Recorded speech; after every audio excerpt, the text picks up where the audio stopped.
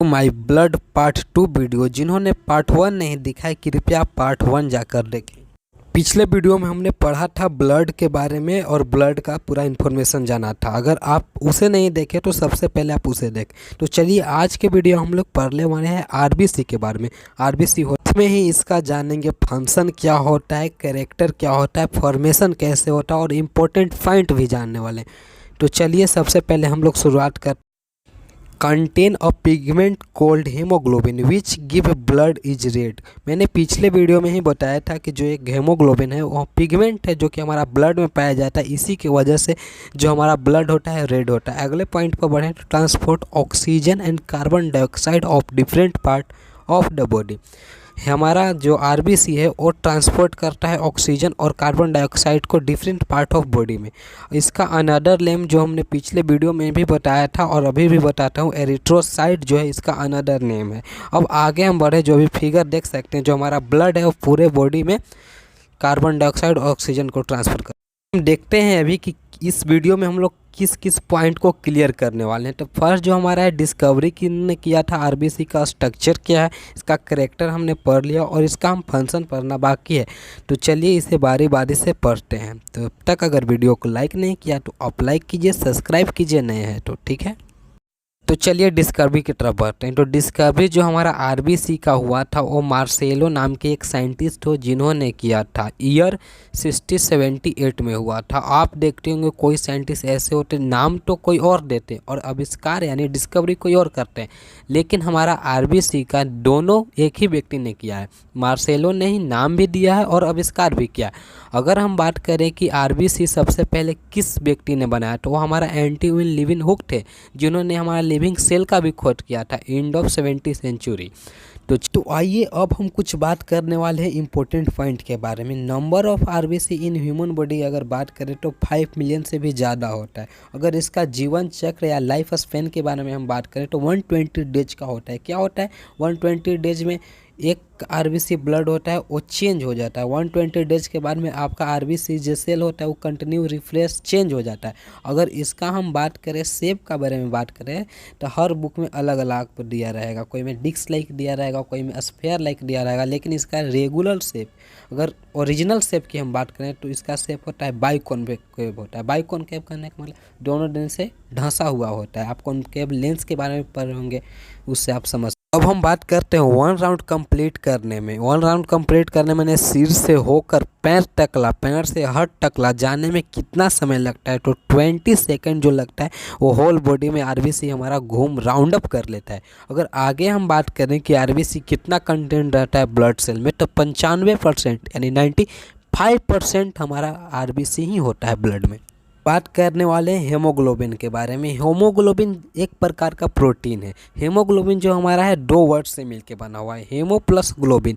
आइए हम जानते हैं हेमो का मीन्स क्या होता है और ग्लोबिन का मीन्स क्या होता है। हेमो का मीन्स जैसा आप देख सकते हैं आयरन होता है या फेरस के फॉर्म में होता है। आपने पढ़ा होगा केमिस्ट में उसको फेरस कहते हैं, ऐसे तो लोहा भी कहते हैं। ग्लोबिन का मतलब होता है प्रोटीन, जो एक प्रकार का प्रोटीन है। हम भी जानते हैं कि हेमोग्लोबिन एक प्रकार का प्रोटीन है। कुछ देर पहले आप लोगों को बताया कि हेमोग्लोबिन के चलते जो हमारा ब्लड है वो रेड होता है, ठीक है। अगर मैं आपसे अभी पूछूं कि हेमोग्लोबिन को अगर आप लोग या हम लोग हटा लेते हैं तो हमारा ब्लड का कलर कैसा होगा, क्या आपने कभी सोचा है? नहीं सोचा, यही तो सोचने वाली बात है। अभी चलते हैं हम लोग जानते हैं कि हेमोग्लोबिन के कारण ब्लड का कलर रेड होता है। और ब्लड सेल में क्या क्या पाया जाता है ये भी हम लोग जानते हैं। प्लाज्मा होता है हमारा, और आरबीसी होता है, प्लेटलेट्स होता है और डब्ल्यूबीसी होता है। डब्ल्यूबीसी का कलर क्या होता है? व्हाइट। अगर आरबीसी का कलर रेड होता है, अगर रेड ही हटा लिया जाए तो क्या बचेगा? व्हाइट बचेगा। तो क्या होगा? कलर हमारा व्हाइट हो सकता है या ब्लू हो सकता है, ठीक है।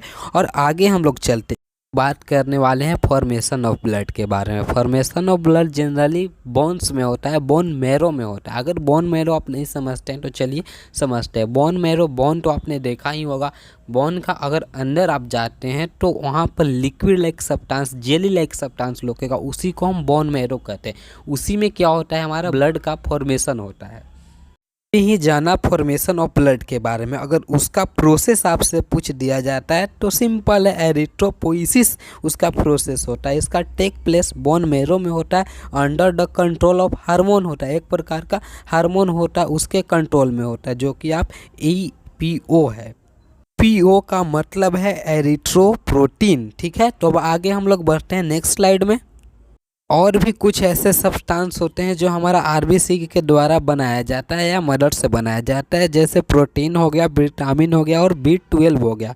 और एक एंजाइम भी कंटेन रहते हैं जिसे हम कार्बोनिक एनहाइड्रेस कहते हैं। अगर एक रिएक्शन में जो ये मदद करता है उसका CO2 + H2O = होता है हमारा का कार्बोनिक एसिड का निर्माण होता है जब ये दोनों आपस में मिलते हैं। तो ठीक है, अब नेक्स्ट स्लाइड की ओर मूव करते हैं हम लोग। इस वीडियो का सबसे अगर कोई इम्पोर्टेंट पॉइंट है तो यही है, आप ध्यान से सुनिएगा। न्यूक्लियस और राइबोसोम जो हमारे आरबीसी में अब्सेंट होते हैं, केवल 2 जानवरों को छोड़ा के, कैमल और लीमा में जो होते हैं हमारा अब्सेंट होता है। अगर इसका बात करें तो न्यूक्लियस के साथ साथ बहुत सारे ऐसे सेल ऑर्गेनल्स होते हैं जो हमारे ब्लड सेल यानी आरबीसी में अब्सेंट होते हैं। इसी के वजह से जो हमारा अगर कहीं भी आप जेनेटिक टेस्ट कराने जाते हैं तो आरबीसी को नहीं लिया जाता है, आपको बाल को लिया जा सकता है क्योंकि उसके अंदर न्यूक्लियस पाया जाता है, आपको थूक को लिया जा सकता है क्योंकि उसके अंदर न्यूक्लियस पाया जाता है, आपको किसी भी सेल को लिया जा सकता है आरबीसी को छुड़ाकर क्योंकि उसके अंदर न्यूक्लियस पाया जाता है। आरबीसी को इसी के कारण नहीं लिया जाता है क्योंकि उसके अंदर अगर न्यूक्लियस नहीं है तो डीएनए नहीं है, आरएनए नहीं है। जब आरएनए और डीएनए नहीं है तो आपका जेनेटिक प्रॉब्लम हो या कुछ भी हो तो कैसे पता चल सकता है। यही कारण है कि किसी भी जेनेटिक डिसऑर्डर या प्रॉब्लम में आरबीसी की ज़रूरत नहीं होती, आपको चेकअप के लिए डॉक्टर को नहीं देना होता। अगले पॉइंट की ओर आपने कभी सोचा है कि जब हमारा आरबीसी और हेमोग्लोबिन की मात्रा काउंट नंबर बढ़ जाएंगे तो क्या हमारे शरीर पर भी इफेक्ट पड़ते हैं? तो मैं आपको बोल दूं, हाँ इफेक्ट पड़ते हैं। आपको लिवर कैंसर हो सकते हैं, किडनी कैंसर हो सकते हैं और अनेक प्रकार के हार्ट डिजीज हो सकते हैं। अगर एक पॉइंट यहाँ पर मेरा छूट रहा है, अगर मैं बात करूँ कि अगर नंबर घट जाए हेमोग्लोबिन को और आरबीसी का नंबर घट जाए तो आपको आयरन की मात्रा कम होगी। आयरन की मात्रा अगर कम होती है तो आपको एनीमिया हो सकती है। अगले पॉइंट पर हम बढ़ें तो बस यही तो लास्ट था। आप कुछ पिक्चर देख सकते हैं जो हमारा ब्लड से रिलेटेड है, आप इसे देख सकते हैं। आरबीसी का कलर आप देख सकते हैं, उसका प्रोसेक्शन देख सकते हैं।